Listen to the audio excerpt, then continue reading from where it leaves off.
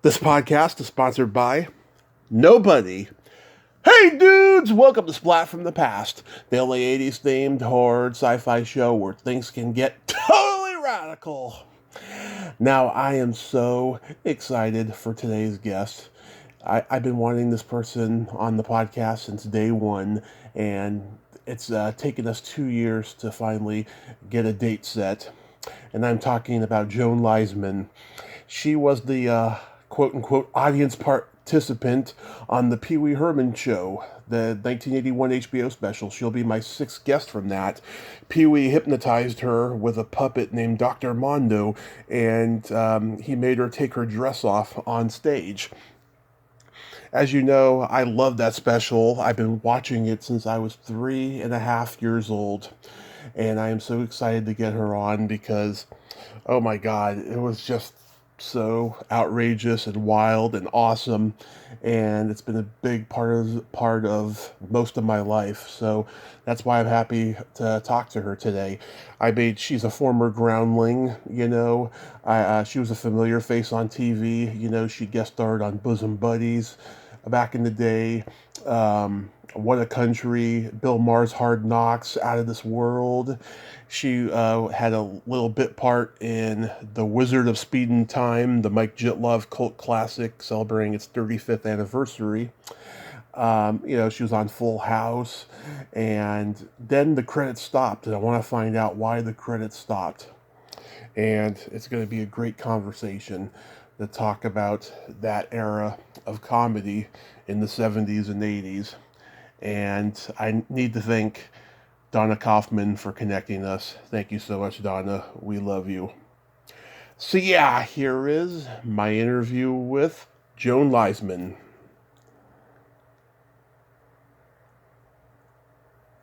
Hello. Hey, Joan. Welcome to the show. How are you today? Good. Thanks, Tommy. I'm doing well. Thank you. Awesome. I'm so glad we're finally doing this. Thank you so much. Oh, crazy stuff. But here I am. Yes, thank you so much for taking the time today. This is so awesome. So, going back in time, I was reading that you performed in children's theater at an early age. What age did that start? I'm thinking around 5 or 6. In kindergarten, they had some after-school classes, and I was very shy, and so I could pretend in theater, and I didn't really understand what I was doing, but I loved to go to children's theater, and then I started performing in it because I could pretend to be someone else or anyone or an animal. It was kind of fun. Right.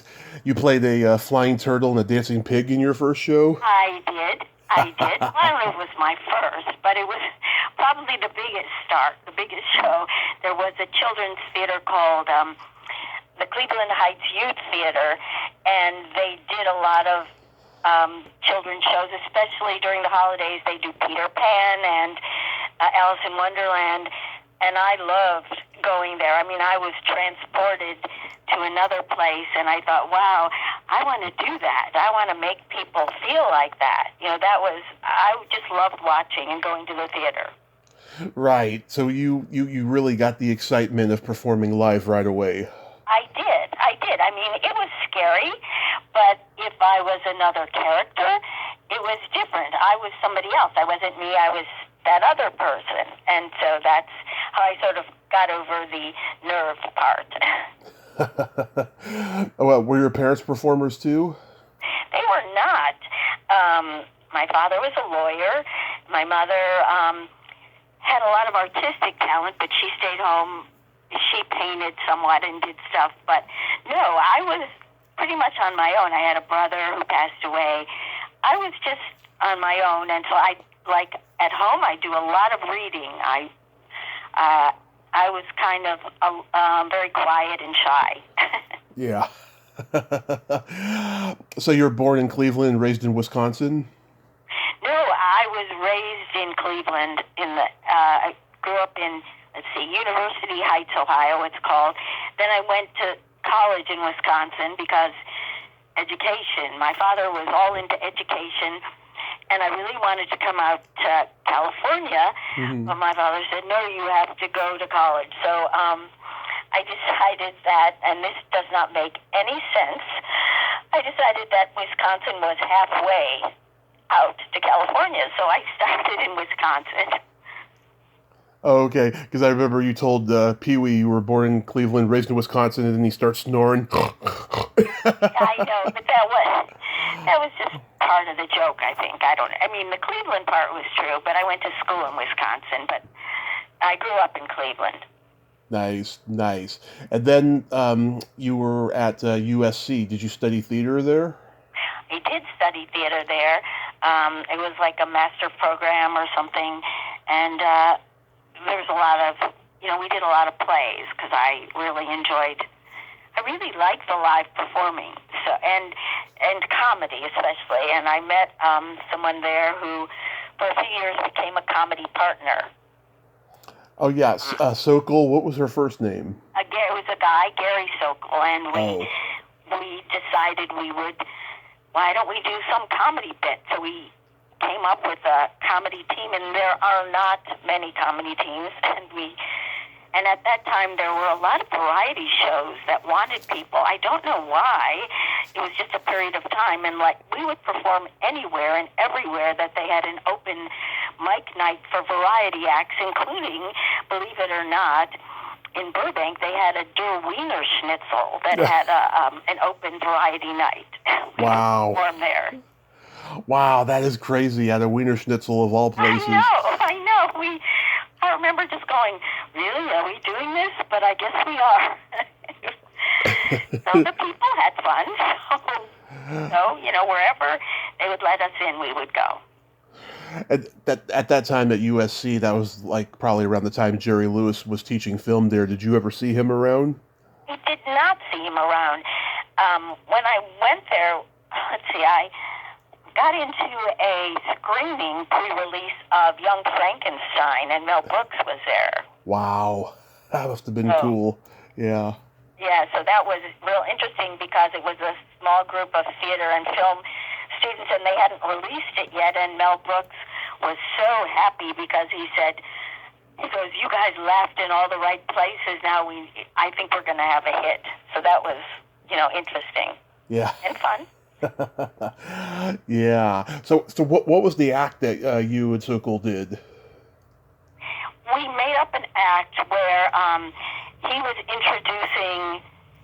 came out alone, and he goes, Sokol and Joan, and then I wouldn't come out. There was nobody there. He was there alone, and then I would come out and pretend, he would say, my comedy partner is sick, and she can't come, so I put an ad in and got a replacement, and so this is our first time, and I'm really nervous, and so he has me audition in front of the crowd and do all these silly things to see if I could be his comedy partner, and that was a bit. So it's kind of like a prerequisite of what you would do on the Pee-Wee Herman Show later. I guess a little. I sort of, yeah. And actually, I've been in a number of plays where I usually play, or many times I've played the person in the audience who comes up. I mean, that seems to be a recurring theme a lot. So for whatever reason, I just look like that person from the audience or somebody who stumbles onto stage, and that's a recurring thing. Yeah, I mean that's an awesome thing to have, actually. So after graduation, you two started performing at the Comedy Store? We did. We went. We performed, like I said, all around, including Der Wiener Schnitzel, and then we auditioned for this show called ABC Presents Tomorrow's Stars. Right. And they called us back. So to prepare, we got some writers to help us. That was part of the gig. And then we'd go around doing it, and we went to the Comedy Store and we went to the Improv. Sort of the show helped get us up there, and we performed there. Did Mitzi Shore like you too? I think so. I think she did. It was sort of, we didn't do it after the TV show. We sort of, how comedy teams don't stay together that long. Right. And that was our zenith as a comedy team, and we didn't really perform together much after that. What year was that at the Comedy Store? I don't know. I'm not sure, actually. 80? Was it 70? In the late 70s or early 80s? Do you remember? 80, 79? I really would have to look it up. I'm not good with years, I have to tell you. Yeah, do you remember, though, if the strike had happened yet? I don't think it had. Because it happened in 79. Okay, so maybe it was right. It's possible it was right before the strike. Okay, yeah. I mean, I've talked to a lot of the guys and girls that were there, in the late 70s. Tom Dreesen, Carrie Snow, and Jackson Purdue, and Denny Johnston, and Murray Langston, the unknown comic. Lots of... Right, yes. He just wrote a book or something, and... Oh, he wrote a book a long time ago, and he's still plugging it today. Right. I know. It's good, though. He's great. Oh, yeah. I mean, he was a comedy hero of mine, and Tom Dreesen actually connected me with him after being, Facebook friends with him for, 12 years. Murray, finally responded when Tom connected us. Wow, that's amazing. Yeah, it's pretty crazy. But, yeah, did you ever see any ghosts there at the Comedy Store? No, I've seen ghosts, but not there. Yeah, I had kind of a supernatural experience when I went there in 2016 for the first time. And really? Yeah, I got this weird sense of God, this is just an amazing place, and there's so much comedy history here. And I can feel dead comedians in the room. Yeah, no, I mean, you just feel all of that. Yeah, it's a crazy place. I mean, because of that history, just all the people who went through there. It's just amazing. And Mitzi was trying to get improv comedians to try stand-up too. Vic Dunlop had that comedy group Natural Gas, and she got him into doing stand-up, and he was great at it. Yeah, it is a different thing, and you have to, some people can just transition and some people can't. There's sort of special skills, and improv was always harder for me than regular performing, but because I was scared of it. But the more I practiced, the more comfortable I got. Right. Yeah, Lynn Stewart and Carol White, they both tried stand-up one time only and never did again because it was so not improv for them. Right. It's it's a different thing. And when you're up there, when you're on stage or something, there's all this energy coming at you, from the crowd. And just like an improv, sort of, you don't know what that energy means from the crowd. Is it are they just, we're going to laugh no matter what, we're happy to be here, or is it mean, I had a long day, I'm here, make me laugh. It's there's all kinds of energy, and sometimes, as a performer, you need to be able to turn that around, and... Mm-hmm. And it's hard, but the more you do it, sometimes you can, You just put out good energy, and it makes people laugh, and then they appreciate you, and you appreciate them. Absolutely, yeah. I mean, I did stand up for 10 years, and I regret not giving improv another chance because we had did a little bit of improv in drama class when I was in high school, and I was just like, this is so hard, I can't do this, But I wish I had given it another go. Oh well. Well, it's never too late. I don't know. I mean, I'm starting to get. I'm going to be 40 in June. I'm starting to get to that point where I'm starting to forget things easily, so I have to write everything down now. Well, in improv, what I liked the best was sort of what they call long form or semi-scripted. It's sort of like what the stuff where you knew there was an outline. You knew how sort of where it was going, and then you would take suggestions within that. It might be one scene, it might be a 3-scene, like a play. That was easier for me, I really enjoyed that. Mm-hmm. So when you two got to be on ABC Presents Tomorrow Stars, were you two nervous? Oh, yeah, I was nervous. I was really nervous, but it was a great experience, the whole thing. It was a learning experience, and it was the first show where they had audience at home voting. Mm-hmm. Believe it or not, it was the absolute first. And, wow.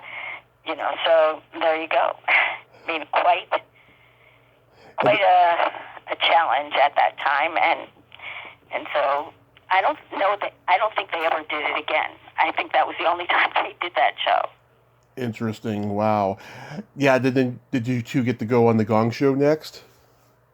No, I went on the Gong Show alone. Oh, okay. I don't know if we ever auditioned together, but that was the only. I think that I mostly went on the Gong Show alone. And that was a little later. I did a lot of bits alone at the Groundlings. They called them down lefts, and I would take some of those and other things in audition at the Gong Show. Nice, nice. Yeah. What was it like being on there with Chuck Barris? I wasn't on at that time. I didn't go on when he was there. I went on the next group of the Gong Show. I can't remember when it came back. Oh, okay. And but it was good. It was good. It was nerve-wracking, but it was very low key. Oh, okay. What were you a contestant coordinator on the game show Second Chance? I was. How did you know that? That's on your IMDb. It is? I had no idea. Yes. I did that before everything, before I went out as a comedy team, or during that time I went out as a comedy team. And yes, I did that, and I really enjoyed it, actually. You would, talk to people on the phone, give them a test, answer questions, see if they knew stuff, then you'd have them come in and see if they were a good contestant. People you knew from like the comedy clubs and stuff? Only if they called in. I mean, it was a, if they wanted to call in and go through. I didn't know most of the people who called in, though. Oh, okay. They were just random people. There are people who want to be on game shows who will call in, I really didn't know any of those people. So it was total off the wall. I didn't know them. So what made the team split up, and then you find the Groundlings? Like, what was the reason you two decided to go separate ways? Like I said, most comedy teams don't stay together very long. We had this bit that we sort of come up with together, and we couldn't agree on where to go from there. Like, what was our next area that we thought was funny that we both into? He was sort of the straight man of the duo, I was the character, and I think he didn't like being the straight man, I think, and we couldn't figure out what else to do. We never made the transition to something else that worked for both of us, so we just decided, well, I guess that's it. And then I did theater, some local theater around here, and then I had a roommate who worked in radio here at I think KNX, actually, and she did the weather and news, and she would get invited to all kinds of theater and things, and she would take me, and she took me to the Groundlings when they were not even at the Groundlings Theater. And I saw them, and I went, oh, my God, I love that. So I went and auditioned to be in the school, and it went from there. Wow. And let's see, was Terry and Gloria still there? A little. They were there on and off. What happened was they didn't used to have a school. I was, I don't know if I was the first or second group that went through their school. And it's much different now, but that time you would have like a scene night at the end of so many months of being in their school, and they would, they would go, oh, this person's good, this person isn't, but they would wait till you had been in the school for quite a while before they would decide if they would move you up. And also when I was there was no Sunday show at that time. So they either moved you into the company or not. And I think at one time they had a very large company. Not everybody performed all the time, but then they cut it down and, anyway, so I was lucky enough to get in at one point. Wow. Phil Hartman, he was there, and Cynthia. Yes, Phil Hartman was there. Cynthia Zaghetti. Peterson was there. Cynthia Zaghetti. Yes, definitely. Cynthia Seghetti was there. Lynn Stewart, Pee-Wee Herman, Paul Rubens. Bridget. Bridget was there. Bridget Sienna, John Moody. A lot. Trying to think. I don't know who. Joey Arias. A lot of people would come back sometimes for a while and then leave. Mm-hmm. But yes, I knew and worked with a lot of those people, and also Gary Austin. Mm-hmm. He had his own improv classes that people would take that were nearby, and there were a lot of other people who were former Groundlings who were working with him. So all those people were there, and it was great. I mean, it was just so much creativity. Yeah. So it was good. You guys were in the middle of a comedy revolution, you know. Comedy had just gotten so irreverent, right there in the middle of Vietnam with all the improv groups, and you guys were the first one in LA to just, become legendary.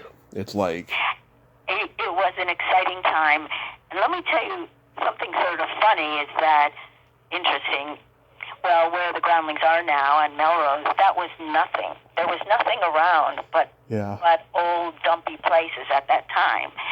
And I think the back of the theater used to have some kind of porn stuff that they sent out. I mean, it was really porn theaters around. It was a dumpy area. And as the Groundlings drew more people there, including, the Pee-Wee Herman Show, which started there, mm-hmm. was a midnight show, they drew such crowds, such lines going out of that theater mm-hmm. at midnight. As it started to grow, other people and stores saw the crowds and moved in. And it brought people to Melrose, and then Melrose became so expensive, like a great place to go buy real in and upscale products, over a period of time. But initially it was not. God, that's just a once-in-a-lifetime event, that couldn't be done today. Right. I mean, I guess you could find an area, I don't know what that area would be, but it was, at that time, we were able to do it. I don't know how they found that theater to begin with. There were people who had some money and, were able to rent it and put together a theater, but it was pretty low-key, Yeah, Archie told me the whole story about building the theater. Right. He had to turn down Saturday Night Live to do it, right. and then he had the falling out with Gary afterwards. Yeah, there are always, these stories, these fights, these things, and everybody goes their own direction, but yeah, we were here, the Groundlings were here in LA, and, Second City was elsewhere, and now everybody has sort of satellite places here, so. Yeah, UCB and right. all that, yeah. It's amazing. Were you there when they did the controversial Easter sketch? I don't think so. What was that? Oh my God, I brought this up to so many people because Lynn told me the story. She said that, Doug Cox had written this controversial Easter sketch for an Easter show at the Groundlings, and people walked out. They were so offended by it. They were making fun of the Last Supper and all of that. And backstage, Doug's like, I don't know what happened. I thought I wrote something really funny. And Phil Hartman put his arm around Doug and said, "You could say all you want about Jesus, but don't fuck with the resurrection." That's funny. No, that was before me. But we, I don't know, we got into trouble, or I was always doing stuff that we would have to show our sketch or whatever beforehand if we were going to do a sketch. But sometimes we would just put it in the late show. The late show was anything goes, but the main show was a little different. But I would always get notes to take something out, it was too offensive. But maybe that's why. Maybe because of what had happened, with Doug's sketch. I'll have to ask him. Oh, yes. And I've seen Lynn talk about it in other interviews as well. That's funny. No, I just saw Lynn Stewart, as a matter of fact, this past weekend. We went to visit, we went to the cemetery. Hollywood Forever Cemetery, where John Paragon, Jambi, his ashes are there. Oh. And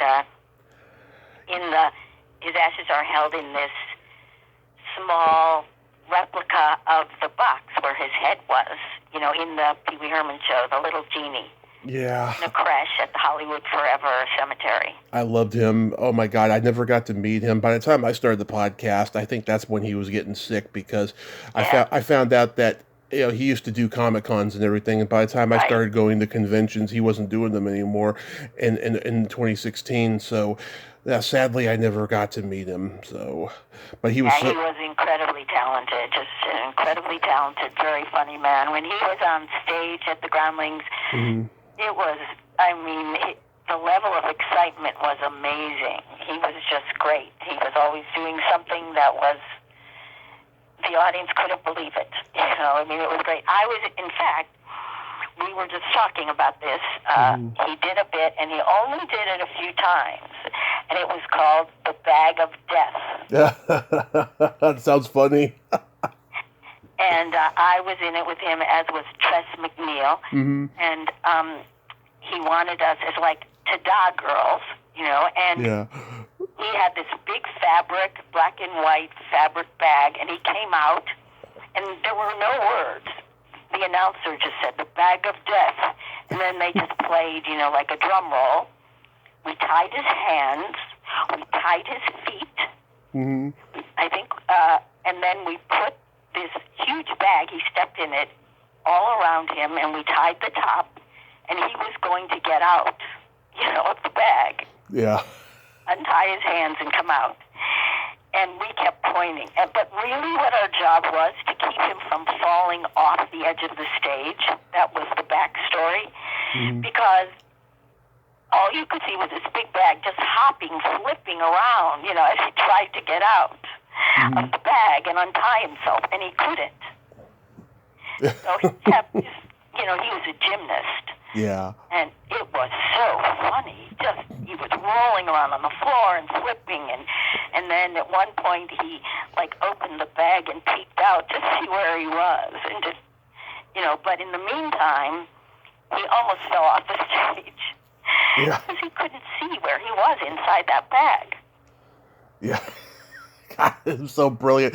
Even Cheech and Chong recognized his brilliance. They did before they broke up, they did that album Get Out of My Room, and they did a documentary where he's like the journalist interviewing them, and he's doing some bits and stuff. He was just a brilliant guy. He was. But did you have instant rapport though with Paul Rubens? Yeah, I think so. Actually, strangely enough, when I did that ABC Presents Tomorrow's Stars, Paul Rubens was also auditioning there with one of his characters with the person who played music at the Groundlings, Ray Colcourt. That was before I was in the Groundlings, but you would see the same people sort of all over the place auditioning. You would see them because it was a certain community and everybody was going because if you were in the union, you could get paid for this stuff, so. Yeah, I met Paul. I met Paul in 2019 at the horror convention Monsterpalooza. I spent 2 hours and 30 minutes in line, and it was worth it. I have metal in my leg from my car accident, so it was really tough on me, but worth it. He was just the sweetest guy, and it's just a lot of fun. He gave me 2 autographs for the price of 1, and he was charging a lot of money for autographs, but I got 2 for the price of 1, and I just enjoyed meeting him. I know what people like Donna have said about him, but I can separate the work from the artist because Pee-wee just brought me joy as a kid and still does, Your generation had Captain Kangaroo and Uncle Floyd and Howdy Doody. I had Mr. Rogers and Pee-wee. Those were like my 2 TV educators as a kid.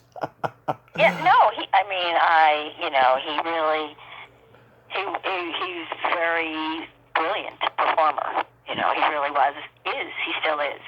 And I was, at the Groundlings, I was the understudy. I don't know if you knew that, for all the female roles. I was not in it at the Groundlings. And so he said, you are going to come and see it every performance. You're going to sit in the audience and watch. so he wanted me to, that was one of the ways I had to learn the lines, but I was going to be there in case somebody couldn't make it. And so obviously the crowds grew too big for the Groundlings, and there were some fights and stuff for people trying to get in. So that's when they found a way to move it to the Roxy Theater, and they had promised me, they said, oh, you'll get a part there. But what happened? It was the last night at the Groundlings, and somebody came up to me and said, oh, you can go home. You don't have to stay. Yeah. Just go home. It was because I had already been in the Groundlings show, and this was at midnight. And I thought, wow, it's the last night. Okay. So I was packing my stuff up. I'm getting ready to go, and somebody said, don't go yet. Don't go. Lynn hasn't shown up. We don't know why, but I'm sure she's going to be here. But just, wait around a little. Nobody can get a hold of Lynn. She hasn't shown up. And they come up to me and they go, okay, you're going to have to go on. Lynn, we don't know where she is. And so I went, are you kidding me? Okay. Wow. That was so weird because it was the last thing I had thought that would happen. And so they delayed the show for like a half hour, went over all my lines. I put on the wig and the makeup, and I went out as Miss Yvonne for the last show at the Groundlings. Wow. I would have loved to have seen that. I would love to see even a still of that, I don't even know if anybody took pictures of it. And they announced that there would be like an understudy or something, but they didn't say for what role. And so nobody really knew who, which was funny to me, that people were going, who is the understudy? They didn't know for what character. And I thought, well, that's really nice, that they didn't know. But then Lynn showed up late, and apparently her dog had died, and she was so upset, and she'd taken a Valium or something, because she was really upset, and then it slipped through the time to go to the theater. I hope I'm not saying something I shouldn't. And I'm sure she forgot. Go ahead. And so she came and watched the rest of it. I went, oh my God, where were you? And she said, and then Paul said, you guys did this on purpose. He goes that Lynn had not shown up on purpose so that I could go on. And I said, believe me, if I knew I was going to go on, I would have been much better prepared. Yeah. Would not have panicked. They're going, you're going to be fine. You're going to be fine. They're going over the lines and stuff. So, oh my God, that is so crazy. So let me tell you, my history with this special goes back to the age of 3. I mean, I worshipped Pee-wee, watching Pee-wee's Big Adventure and Playhouse. And one night in May of 1987, the Pee-Wee Herman Show was on our local Fox affiliate, KTVU Channel 2 in San Francisco. And my parents taped the special, and we taped it as we watched it, and my parents had no idea that this show was risque and taboo. I mean, we assumed it was like all the other Pee-wee stuff, going into it, but I mean, they saw I wasn't too bad, and they did cut out stuff for time, So then years later, I rented the VHS tape, and I saw all the stuff that had been cut out, like Mr. Bungle and stuff like that.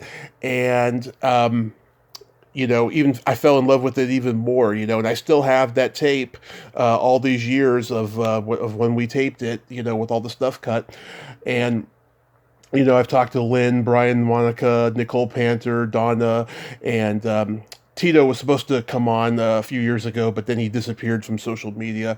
And John Moody, he's never responded. Well, I will get you in touch with John Moody. That would be great, yes. And sadly, sadly I can't talk to Edie because I've heard she's got dementia. And John Paragon, of course, I never got to meet, as I said. But yeah, I've always loved this show. I mean, it was just a lightning in the bottle, show that just it holds up all these years. Well, it was actually, first of all, I'll say if you want to talk to Tito, talk to Lynn Stewart. Ask her, okay? Okay. And see if she can help you. I will tell you, I've been in a number of things, but in terms of the environment and everything, being at the Roxy was just the best. I don't know, there was a camaraderie, there was a feeling there. It just was so good. I mean, I wish it had gone on longer than it had. And then, I just sat in the audience every night. I really did. Yeah. And I had to go sit down before the audience came in. And at the table that I sit at in the HBO special, the woman sitting with me is Phil Hartman's second wife, I think. Yeah. Oh. Just a little bit of trivia. And although, of course, I can't remember her name, she was a very nice woman. And was it Lisa? most of the people there went to their wedding. I went to the wedding. It was in North Hollywood on Chandler at this very nice estate. They got married. She was wonderful, so sweet. Was it Lisa? She sat at the table with me every night, and then he would call me up. Mm-hmm. Are you talking about Lisa? Is that her name? Yes, Lisa. I reached out to her about, 4 years ago or something, and she had just done an interview for ABC. They were talking about, I think it was like the 20th anniversary of his death or something like that. I see. And she did an interview for it, and then she told me that's the last interview I'm ever going to do about it. She said it was just too emotional for me to comment any further and stuff. And I was like, all right, but. Yeah, I mean, God, he was just a genius. I mean, as Captain Carl, he was just so brilliant. Just so brilliant. He did, great stuff at the Groundlings, I have to say. He did just, really good stuff. And obviously, people love him from Saturday Night Live. There were just things that people invented on that stage, and that they came up with. There was a lot of freedom, and then people fed off each other and had ideas, and they were allowed to, most of the time, flow, and go with where it was going, and it was just very creative and inventive. You guys did a commendable job of making it look like you were a real audience member the entire show, because for years I thought you were. Then I'd see you on like Full House or something, and then I was like, oh no, she's a performer. That was all an act, Well, Paul wanted people to think that, and there was a whole thing where he didn't want to put my name on the credits. He wanted people to think that I was in the audience, and went, Paul, they're going to know eventually. Yeah. And did you know that the camera was following you at the end? Yes, I did. But that's the one thing that was never rehearsed. And we were just told. I mean, when obviously every night we did the show for a number of months there. Yeah. It was a little different from the show at the Groundlings. But when HBO came in, they would go, okay, we're going to do this, we're going to do this. And they shot a whole production. It was a special audience that knew it was being filmed. And so they said to me, okay, at the end, when there's an audience, you're just going to walk out onto the street and keep going. So I was trying to sense, when am I supposed to walk out? The audience is walking out. I've never done this before. Yeah. And I'm going, okay, in a second. And the cameraman, he's holding a camera, with one of those. And he's like really mad at me. So he's like, come on, get up, go. And I was like, oh God, I'm too late. I'm just thinking. So I just got up. And started walking, and I knew I was just going to walk until somebody came and got me, whenever that was. And so I was just walking down Sunset, and I'm going, I hope they come and get me. Yeah, it was cut out on Channel 2, but when I saw it on the VHS years later, I was like, wow, that's really weird. I like it though. Yeah, it was weird, but it was good. It was a good finish. I mean, somehow they were, where's she going? Slip or whatever. But because then one of the producers, they were in trailers. Watching the monitors in a trailer next to the comedy, not the comedy, so next to the Roxy, and then one of the producers ran out of the trailer down the street to get me because, the camera just stopped and said, okay, you can come back. Love it. Yeah, Marty Callner directed it. Right, yes, he did, and that was he mostly directed sort of stand-up comedy specials. Right. And early on, and this was also one of the early things that he did, and music and videos. it was a big deal. Yep, and he did music videos for Twisted Sister and Aerosmith, the heavy metal bands. And he did the newer version of the Pee-Wee Herman Show in New York. He was also the director. Of course, you cannot not have the original. You know, you got to do it. You know, I mean, I saw that new one. It was nothing like the original, I thought, but you got to have the original people, you know, involved. Right. It was, yeah, I mean, they did it here, and then they did it in New York, but they didn't, the Pee-Wee Herman Show, but they did not film it here, the version here, and then they filmed the version in New York. But it was, I mean, the sets, I have to say, in all the productions, the sets are so beautiful. The colors, so just make me happy looking at it, you know, and in the original Pee-wee film, it's just the colors are so beautiful. Absolutely. So next you guest star on Bosom Buddies. How was that experience? That was good, you know, I mean, it's so weird that, it was just so weird that Tom Hanks went on to become so famous. Yeah. You know, sitcoms are interesting because if you're a guest star and you just have a few lines or something, you come on, you don't really have a sense of everything else. It's a very special skill, and some people are really good at it, but it's like you have to create a whole character and reality that just comes in and out. And it's, you know, it's not, that's why, like I'm saying about the Pee-Wee Herman Show, it was like a whole group of people that were together, whereas when you go on a sitcom or a show, if you have a small part, it's like you really are in and out. But everybody was very nice. I loved that lot. I loved the Paramount lot, and it was great. Yeah. There was the blind girl in the hospital episode. Yes, yes. And I always thought of sort of, I was wearing a nurse's outfit. I was a nurse. I always thought of, you know, it was like an outfit that's sort of like Barbie if she were a nurse. You know, it's like, because I collect Barbies. Well, not, I mean, I still have them. Oh, I know. I'm a Barbie collector, one of those people, and that's why I did the Barbie and Ken piece on the television, which also was, I mean, from Cheeseball, which also I did at the Groundlings, because there was a documentary of Barbie, and I saw this old commercial that reminded me of a rap song, you know, so I came up with the Barbie and Ken rap song of them now.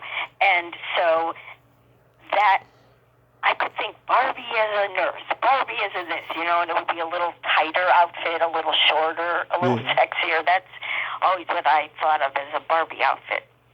Yeah, Barbie had a G-spot. Yeah, right, exactly.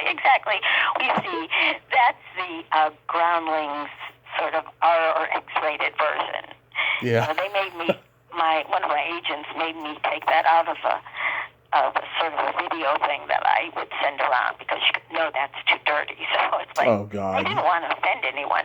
But at the Groundlings, that was fine, although, you know, it would get gas sometimes. But I think after a while, after people knew who the Groundlings were, then they knew if they were coming there what to expect. Exactly. You were on the Waylon Flowers show, Madam's Place? I was. Oh, my God. I don't know what that's... Yes, yeah. I was. And I think that I must have done this thing where I was supposedly had a TV cooking show, and I used to dress meat in doll clothes and wigs to make it more attractive.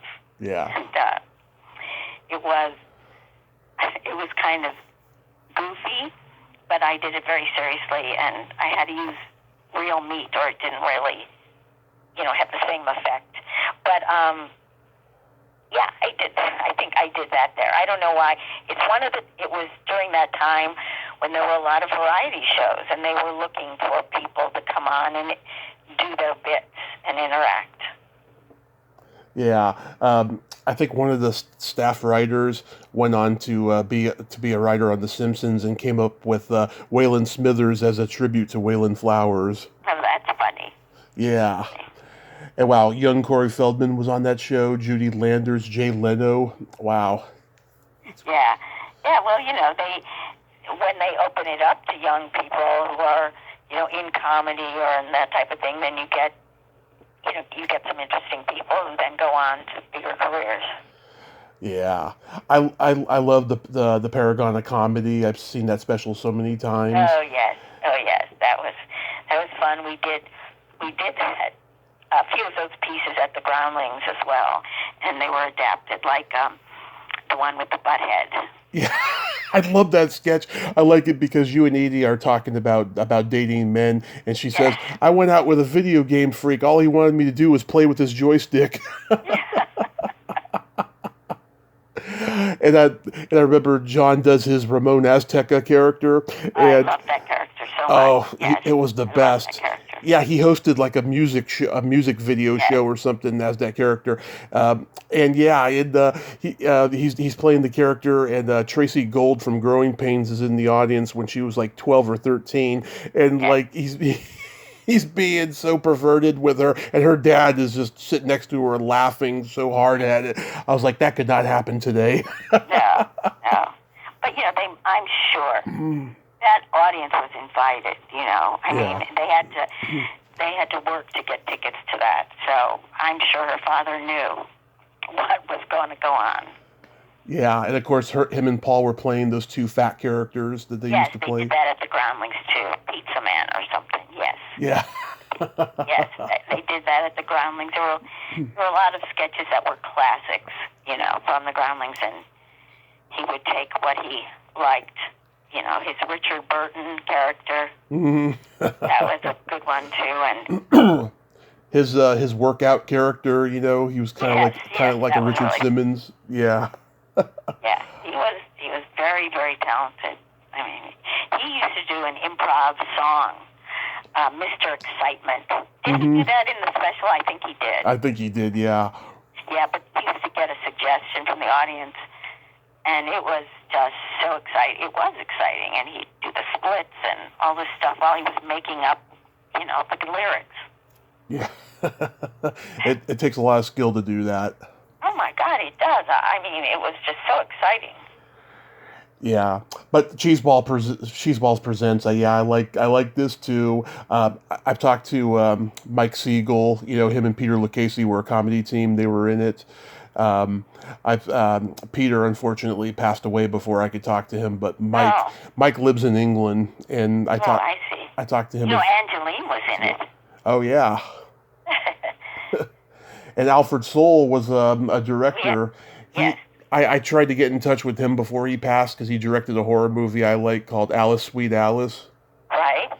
Yeah. I think he was in New York, maybe, Probably.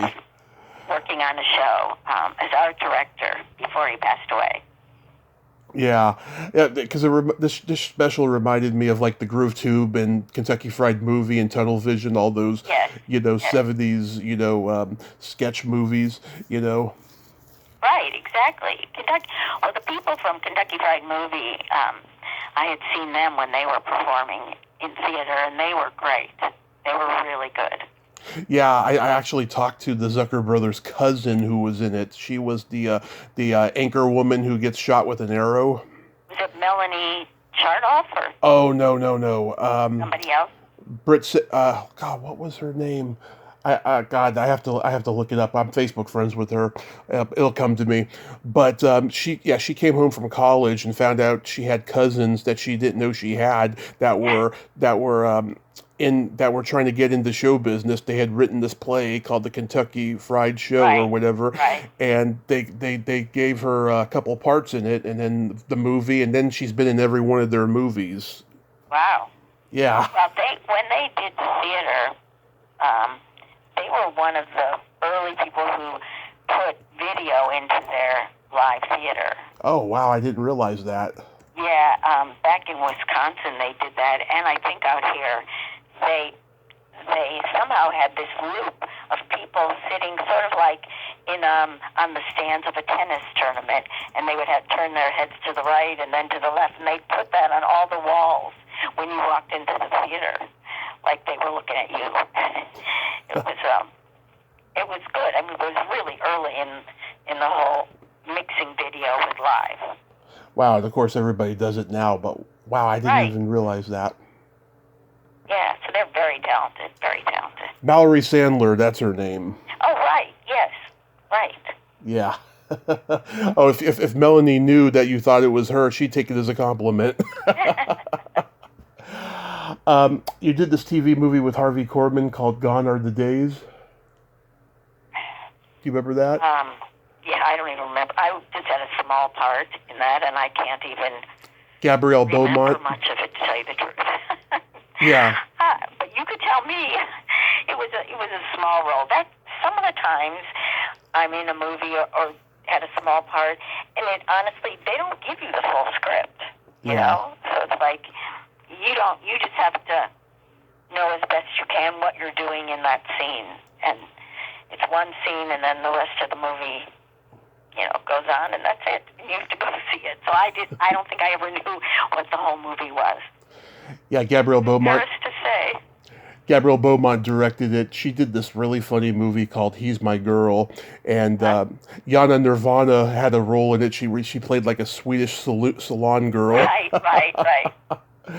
Yeah, Jana will not do an interview with me, and I do not know why. And everyone's tried to get her to come on. Is she? I don't know what she's doing now. Yeah, it's weird. Sure. I knew her, but I have not kept up with her, so I don't know. If I find out, I'll try and find out why. If I find somebody who's still in touch. The Yakov Smirnoff sitcom "What a Country." Yes, that was that lasted for quite a while, and it was cute. It was a cute sitcom. Yeah, Harry Waters, I talked to him a couple of years ago. He told me that at one point they were thinking about doing a spin-off with just Yakov and him, and of course, money rules the game, so, it didn't happen. But yeah, it happened it lasted one season, and halfway through the season, the woman who was the principal left, and then Don Knotts came in and replaced her. Well, you never know. You never know what's going to happen with the show and how it's going to, what's going to happen after that. It was just an interesting mix, and it lasted for as long as it lasted. I watched the episode on YouTube. Your name is Moonstone, but what's her name calls you Gallstone. Yes. And for some reason, go ahead. Many things I ended up playing like sort of a ditzy hippie type a lot of times. That was the other thing. Yes, you did. And you laugh just like Yakov, and you both fall in love, Yes. Doing that nerd laugh. Yes. He was very nice. He was a very nice person. Yeah, Donna told me she got offered to work with him on something once, and she didn't do it because he's a right-winger. Oh, wow. Well, yeah, I really did. At that time, I knew nothing about politics, so I had no idea what he did or didn't do. But he was the star, and he obviously had a very big following as a stand-up. Oh, he is great. Yeah. Oh my God. Talking about, coming to America for the first time and getting things mixed up, Right. Yes. Yeah. Different time, different world, different time. In America, you can find a party anywhere, but if you go to Russia, a party will find you. Yes. Yeah, well, it'd be interesting for him to do it now and see what the reception is, Yeah. You were on Bill Maher's Hard Knocks show? Yes, and again, I played a hippie. Yeah. A hippie. I liked that show. I liked being in it. I liked the characters.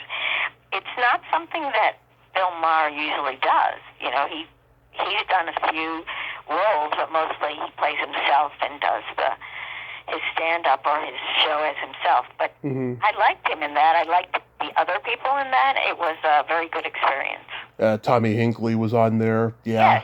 Yes, he was very good too. Great. I mean, everybody was really good.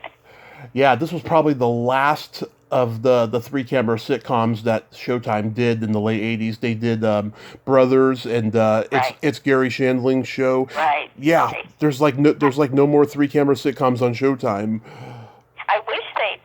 I wish they picked it up. I mean, I might not have been in anymore, but I thought it was good and funny. I wish they picked it up. Yeah, I did find one of the episodes that you were on, and oh God, you made me laugh when you were like, I fell in love with this guy. We shared energy this morning. Yes, I sort of tried. I think I tried to ad lib a line. Sometimes I'll do that. I tried to ad lib something, and they all sort of couldn't believe it and laughed. But it was, I mean, obviously it was rehearsal. They laughed hysterically, and then they said, "Don't do that." It's like, no. But sometimes, it was sort of, I don't know, organically ad lib. But they, the right. I mean, and I understand. If I wrote something, I wouldn't want somebody ad libbing in my show either. But it was a good experience. I like that. I'm a huge fan of Out of This World. I had a huge crush on Maureen Flanagan as a kid. The only reason I watched this dumb show. Oh, that's funny. Yeah, anything stand out about that show? Just that it was very, very secret about who the father's voice was. Oh, yes. And everybody would, who is it? And everybody would take guesses, and then it turned out to be Burt Reynolds, Yeah. Honestly, I had no idea. And I don't know why they kept it such a secret. I don't know what that was about either. Why? I have no idea. I guess it was an in-joke or something. Maybe, or it's like, it's supposed to be an alien, so they didn't want to ruin the effect that somebody might think it was a real alien. I don't know what that was about, I have no idea. Yes, it was an alien. You got to be in The Wizard of Speed and Time? He did, and, I didn't see the full movie until much later. Yeah. And, they saw me in, what did they say? You're in bed with cream on your face. I know. They saw me I'm trying to remember what sketch. They saw me do a sketch at the Groundlings, and they wanted me from that bit to be in The Wizard of Speed and Time. And in retrospect, so I thought they want that character, and they did. But in retrospect, I should have played a different character. They wanted sort of a Jewish Beverly Hills housewife, kind of nagging type or something like that. Yeah. And but I don't really think that was exactly right. But whatever, it was a lot of fun, and I was happy that they asked me and that I got to do it. I reached out to Mike Jitlov when the year began. I didn't hear back from him, but hopefully I'll get him. But it's very interesting how he did this as like a college thesis short film, and then years later he finally did the full movie. Yeah, it's very slapsticky, very meta before meta even existed. Right. Yeah. It's a crazy movie. We filmed it at somebody's house. I don't know if they rented it or if it was somebody involved in the production up off of Mulholland, near Beverly Glen, I think. Something up there. It was and it was at nighttime. Part of it was at night. And it was freezing. I'll never forget how cold it was. That's all I could, for part of it. For an outdoor part, it was freezing at one point. But, yeah, they tried to get it done as fast as possible. Richard Kay, of course, he's the villain of the movie. He's more of a musician who acts, Yes. So it was a good experience. It was very fast again. And when, that's the other thing, again, many times you don't know what the rest of the script is, what else is going on, and so you have to create, you ask, and you find out as best you can, and then you create your own life and the life around it, and you go for it. That's as best you can do, but sometimes you don't know what the whole project is until you see it, and you go, oh my God, that's nothing like I thought it was. Yeah. They don't tell you always. I don't know, it's always a big secret, because you you're going to go tell somebody that's going to mess them up, and I have no idea what that's about, usually. Yeah, like I said, I remember the Full House episodes you did. The first one you did was the 10th episode of the first season, Joey's Place, and then you were the hippie mom in 2 episodes, which I remember so well. The DJ has to babysit the kid while that was a fun one. I liked that one. I had fun with that one. Yeah, while the mother and husband have to go to the Grateful Dead concert. Right. That was fun. There's a whole other thing about, I went through every hair color in general while I was performing. I mean, at the Groundlings, I'd use a lot of wigs. I love wigs, I have to say. I love wigs. And so I went through every hair color, and blonde was my favorite, obviously. Yeah. Because that's my current, and till the day I die, my hair will be blonde, I promise you. Oh. But, so for some reason somebody in some show I did wanted my hair red. They went, red? I really didn't want to, but I did it. And when I did that Full House, my hair was red, and they gave me a sort of a red fall to put on, a really long red fall. But when everything was over, I remember that's what I think of when I think of that one episode, was my hair was red.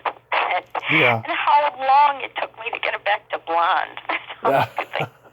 I mean, it's weird, but I had a lot of fun on that episode. I can't remember the actor's name who I played against, but he was very talented and went on to a lot of other parts. Barry Kivell. Yeah, he was very good and very nice. Yeah, and the kid, he gets his head stuck in the banister, and they use butter to lube him up. They try to get him out, and then you tell him, go get some bread and wipe yourself off. Yeah. Bob Saget, oh my God, I was so sad when he passed. I know. I saw him live. I saw him live in 2017 at the San Jose Arena, and he did an hour of stand-up and a half hour of playing guitar and singing silly songs. Yes. He was so good. good. I saw him, believe it or not, before he was big, when he was a friend of my roommate's brother, and so we went and saw him at the Comedy Store. Mm-hmm. And early on in his career, and he used the guitar and told jokes in between. Yeah, he was just brilliant. But he was a very nice man. I have to say, all the actors on that show were very nice. And yeah, we blue joke tellers. We are very nice people. Right, and also, I mean, though, just strange things keep happening involving that show. What with Lori Loughlin, that whole thing, her going to jail, and then the twins going and becoming huge designers, Mary Kate and Ashley, and just somebody was on drugs. All this stuff from this one show. Oh yeah. Being on a popular show is not easy. You have to deal with the trappings of fame, Right. But it was a good show. It was. It was a nice little family show. It wasn't Seinfeld, which John Stamos has said. He said, it wasn't Seinfeld, but it was a nice family show. Yes, well, I love Seinfeld. I have to say I love it. Mm-hmm. But, I wouldn't say, I don't know if, younger kids would like it, because kids like shows with kids in them. So that's why Full House was popular with kids and everybody, because it had kids in it. And didn't you do America's Funniest People? I did do that, and I did a number of those, and they would show them. But then I got flown to Florida, and they did the top 3 or something at Universal Studios. They shot it in Florida, and that was good. That was fun. Yeah, and the Coulier, of course, he knew who you were, so... He did know who I was, but from Full House, he recognized me. But, and there's a whole thing. But he didn't get to vote. People supposedly vote, or I don't even know how it was. But you're supposed to be very, keep a distance from everyone on those things. Right. I remember when you and Doug Cox did that S&M sketch with Jim Varney on Comic Relief 3. Oh, God, yes. Oh, my God, how did that come about? Honestly, I can't exactly remember, except that Oh, and they called up the Groundlings and asked if they would send some actors over to be in an opening, be in a sketch. And they sent over Doug Cox and me. And and they just told us sort of what they wanted as the intro to him and what we were going to wear and all this stuff. And that was it. It was very quick, and we stuck around the whole day, and that was it. But it was great. I mean, the people who were there were great. That was hilarious. You're curled up in that blanket, and he says, "Your grandmother is Yoda," because he thinks you're going to a masquerade party. Right. That was so brilliant. Oh, I've interviewed Jim Varney's nephew, who's making a documentary about him. He wrote a book about him, and I've heard from everybody. He was just the greatest guy. He had his demons. Yeah, he was very nice. Honestly, he was just a very nice man. I mean, very nice man. He had his demons, but he was a great guy, from what I've been told. Yeah, I mean, everybody has demons. Everybody has their issues, but I would say the majority of people treat other people nice. Of course, there are exceptions, but what's the downside of being nice to someone that you meet and or are working with? What's the downside? I don't know. Yeah, I don't know either. Top of the Heat, which was a Married with Children spinoff. I remember that show. Matt LeBlanc, just before Friends. Right, and I was just playing a snooty woman. Sort of a snooty woman. There were a lot of interesting people in that cast, I have to say. Rita Moreno was on there. Yes, she was. Very nice. Very nice. She's so talented. Yeah. A really talented person, obviously. Fabiana Eugenio, who I've interviewed. I might be having her on again soon. Joey Adams, of course. It was just I really liked Joey Adams, I have to say. She was just... She's very talented and was very sweet. I really liked her. Yeah, very beautiful woman, very talented. Yes. And Joseph Bologna was so great, just playing very funny man. The cranky Italian, everything he did. Right. Yeah, on the television, I remember that one sketch you did. There was a parody of Tour of Duty called Tour of Beauty. Yes. Victoria Assistant Principal is who I played. Yeah. Yeah, that was great. I remember when that show was on. It was on like at Nick at Night or something. Yes, it was their first or second late night show foray, and it was. I wish it was still on. I mean, I wish that they had extended it because it was a lot of fun to do, and it had a lot of fans actually. It was the closest you guys got to a SCTV or Saturday Night Live. Right. And then they just ran out of money somehow. I don't understand what happened, but they then wanted to put up the money for more seasons. But it was very popular, and a lot of people, remembered different episodes of different shows. It was good. There were a lot of really funny things on it. Well, back then, Nickelodeon, Nick at Night, they weren't owned by Paramount or Viacom, so that's probably why. Yeah. I read that Viacom might own the show now on the television, but that something about it's too expensive. They'd have to pay all the residuals and stuff to sort of release it again, something like that. Of course, those major corporations are not fans of residuals. I know. You're so right. The last credit on your IMDb was The Ring of the Musketeers. You know who directed that? Who? Paragon. Oh, Paragon did. Yes. And so that was a small part in something that he directed. I think he co-wrote it too. He was making the transition into directing. It was what, a German series, or it got released in Germany? I think so. Yeah. David Hasselhoff and Cheech was in it. Right. Of course. And he. So I think it was one of a number of things that he directed, and then he went to work for Disney as an Imagineer for quite a while. Nice. So we know how inaccurate IMDb is. Is there anything else I forgot to mention? I don't know. I'm trying to look and see. Probably not. Probably nothing that I would want to remember. Yeah. Well, if I ever see something that happened to not be mentioned, I'll email you and say, "Oh my God, I found you in this." tell you, I did do a small part in a sketch on The Tonight Show. Oh, you did? Yes, with Johnny Carson. Mm-hmm. And it was a takeoff on some commercial. And I was supposed to play Johnny Carson's widow. Uh-huh. And Johnny Carson was in a coffin.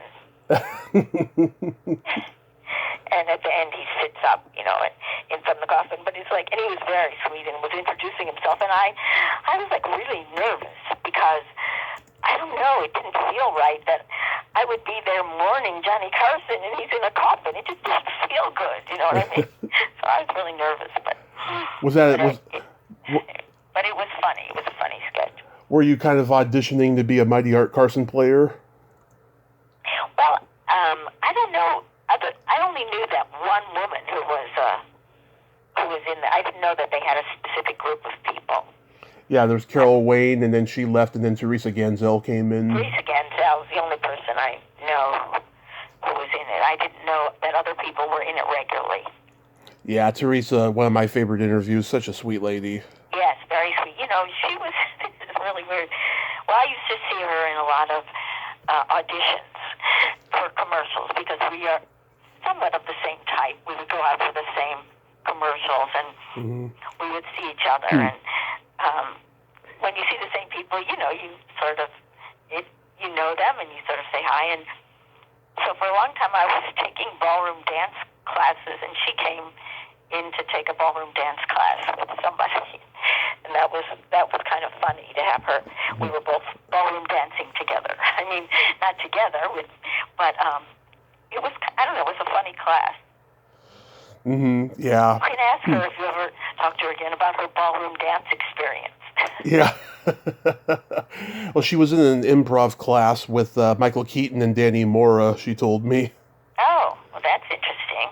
Yeah, Danny actually told me that first, and then I brought it up to her. She's like, oh my God, how did you know that? I was like, Danny told me himself. Yeah. Well, now you can tell her about the ballroom dance class that she took at Valley College. I sure will.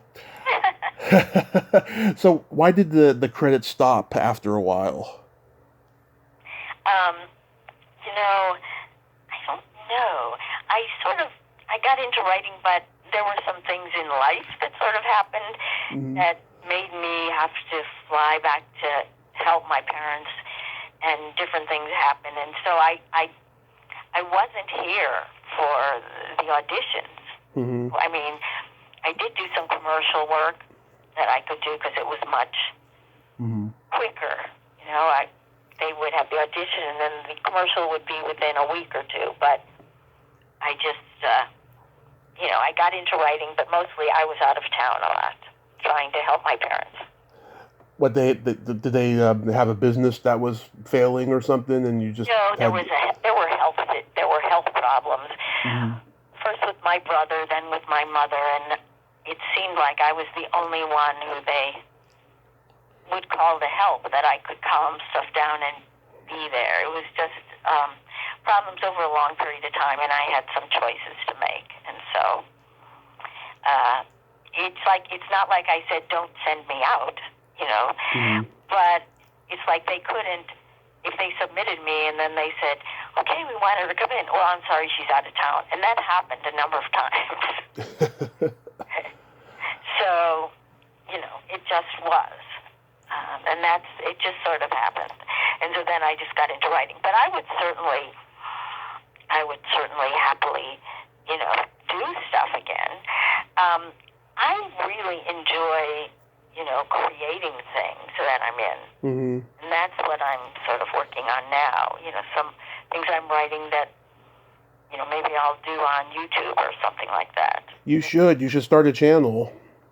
Right, exactly. Something like that. I'll be a subscriber.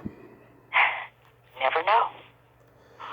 But it just, like I said, life kind of got in the way, and it's like I wanted to stay here, but I just couldn't. Things were so crazy in my life. Just a lot of illness back there. They really needed me, and I would go back and forth. But going back and forth at the wrong time when you're needed, I was needed there, but I couldn't be here and still perform. It just was. You know, it was something that I was unhappy about, but I just went with what I felt I needed to do. I admire anybody who gives up their career for family. You know, I'll tell you, for years, you know, I missed a lot of opportunities because I was drunk and selfish. Now that I've been sober the last 8 years, I've missed opportunities only because I see the bullshit in a lot of them on the financial side. And Right. I got my mother here with me, and she hasn't been doing so good, and I've been helping her, you know, but the fact that I get to help her and, you know, do my podcast, you know, Right. almost every day, it's just been so gratifying. That is gratifying. I mean, you do the best you can, and but family's important, and family can mean more than direct relatives. It can mean your friends too, you know, and just things happen in life. You know, you can't always dictate what's going to happen, and you have decisions to make, and I just don't feel right doing certain things. You know, I wasn't a person who put myself first, which I maybe should have done more. But it's in retrospect. You know, you can only say, oh, I should have done that in retrospect. Here's where I am now. Okay. You know, and I care about people, and I don't want to hurt people. And if I can help them, good.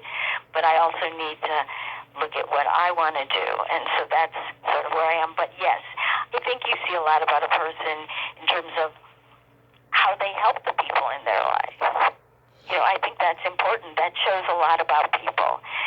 And we all have our lessons that we learn along the way, and that's what makes us what we are now. Absolutely. And, you know, it's amazing how so many groundlings became successful, and the ones who didn't necessarily become huge are still in LA and have carved out their own path in survivor mode, and you're definitely one of those people. Oh, thanks. Well, I will tell you now that I am, my significant other is John Moody. Okay. So no wonder you could connect me with him. That's right. That's right. So we've actually been together a long time. But, and yes, so that's exactly why I could connect you. But, and the other thing I will tell you, that won't be a secret after I tell you, but it will be your exclusive. Okay. Is that from the John Paragon sketch, The Butthead, John Paragon gave the butthead to John Moody. Oh, wow. So John Moody played the butthead on stage. Oh, I didn't know that. I know. So now you know. You know what? It was kind of in the back of my mind because I was talking to Terry yesterday. I said, Joan's finally coming on tomorrow. And she said, oh, get John Moody too. And I'm like, he never responded to my DM years ago. And she's like, well, tell Joan to get him. And I was like, okay, now that you told me, it makes sense. Right. So that's, yes. So anyway, so he has great stories. You know, it's really, he is very funny, very talented, and he'll be a much better interviewee than I am. He'll be much funnier. Oh, no, you have been fantastic. You have had great stories, you know, and I know, you were on the fence about it for a long time, but no, you've been great. You really have. Well, thank you. Well, you made it comfortable for me because it's like, it's just going back a long way. It's like when you're living those things, I don't really think about them. At the time, I didn't think about them. They just were. I was in them. So going back is a journey. It's just a journey going back.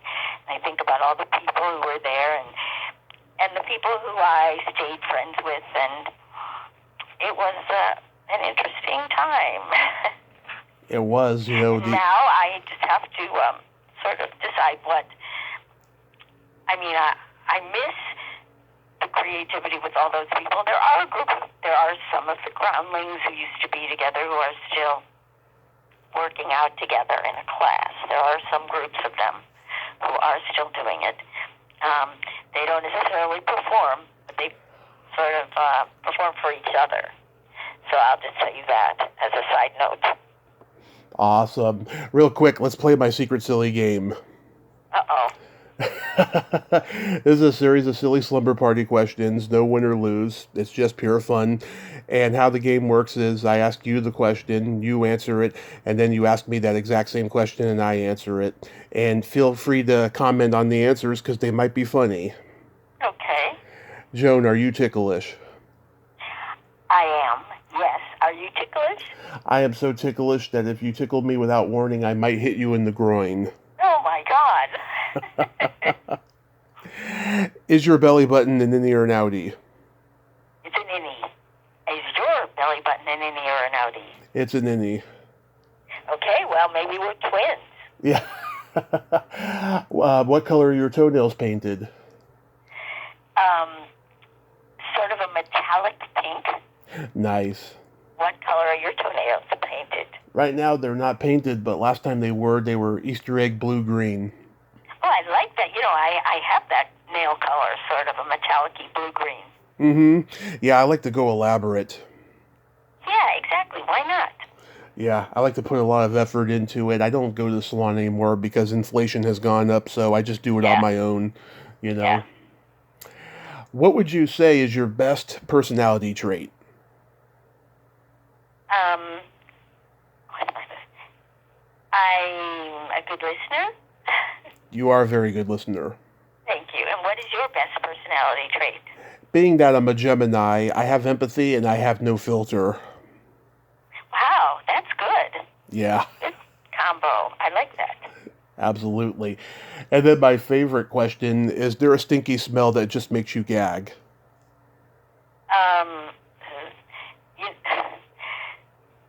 The smell, I'll say the smell of ammonia, but Interesting. I'm very sensitive smell-wise. Yeah.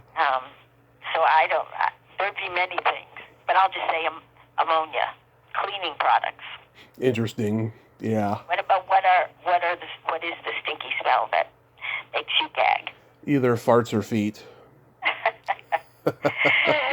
Well, I'm with you on that as well.